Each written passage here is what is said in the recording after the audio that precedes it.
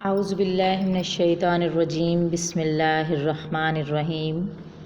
السلام علیکم ورحمۃ اللہ وبرکاتہ۔ میں آپ کی استاد شاہدہ سلیم۔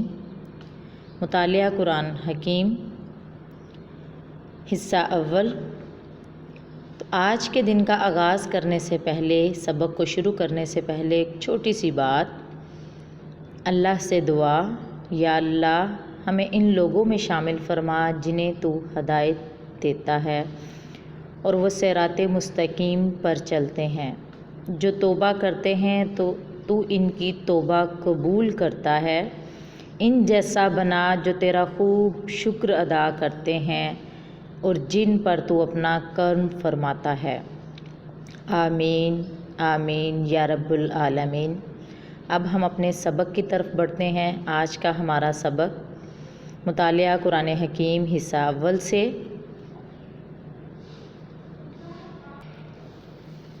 جی تو بیٹا، آج کا جو ہمارا سبق ہے وہ سورۃ الفاتحہ کی مشق ہم لوگ کر رہے ہیں۔ اس مشق کو شروع کرنے سے پہلے میں آپ سے تھوڑا سا پریویس پوچھوں گی، یعنی پچھلا سبق۔ پچھلے سبق میں ہم لوگوں نے کی تھی خالی جگہ، اور جو آپ کو ہوم ورک دیا گیا تھا، گھر کا کام دیا گیا تھا، وہ تھا کالم ملائیں۔ بہت سارے بچوں نے کیا اور بہت خوبصورتی کے ساتھ مکمل کیا۔ تو آج کا جو ہم کام ہے سوالات کے جوابات دینا، تو یہ ہیں آپ کے سوالات کہ اللہ سبحانہ و تعالیٰ ہی تمام تعریفوں کا حقدار کیوں ہے؟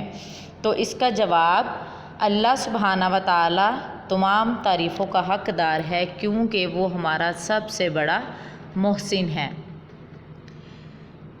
دوسرا سوال، حدیث شریف کے مطابق صراط مستقیم سے کیا مراد ہے؟ آج کے دن کا جو آغاز کیا تھا، دعا پڑھی تھی، اس میں بھی صراط مستقیم کا ذکر ہوا تھا۔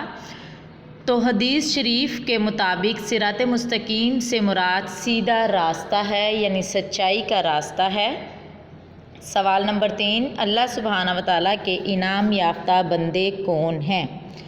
اللہ سبحانہ و تعالیٰ کے انعام یافتہ لوگ جو ہیں انبیاء کرام مطلب نبی، صدیقین مطلب سچے، شہداء جو شہادت پائی جنہوں نے، جو اللہ کی راہ میں قربان ہوئے، اور صالحین ہیں۔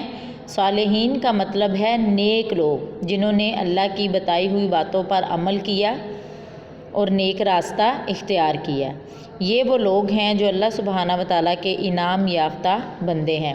تو بیٹا آج کا ہمارا سبق یہی ہے۔ یہ سوالات آپ لوگوں نے یاد بھی کرنے ہیں اور گھر کے کام میں آپ لوگوں نے اپنی کتاب حصہ اول مطالعہ قرآن حکیم صفحہ نمبر 15 کے اوپر آپ لوگوں نے یہ تینوں سوالات کے جوابات لکھنے ہیں۔ آج کا یہی سبق ہے۔ اپنا بہت سارا خیال رکھیے۔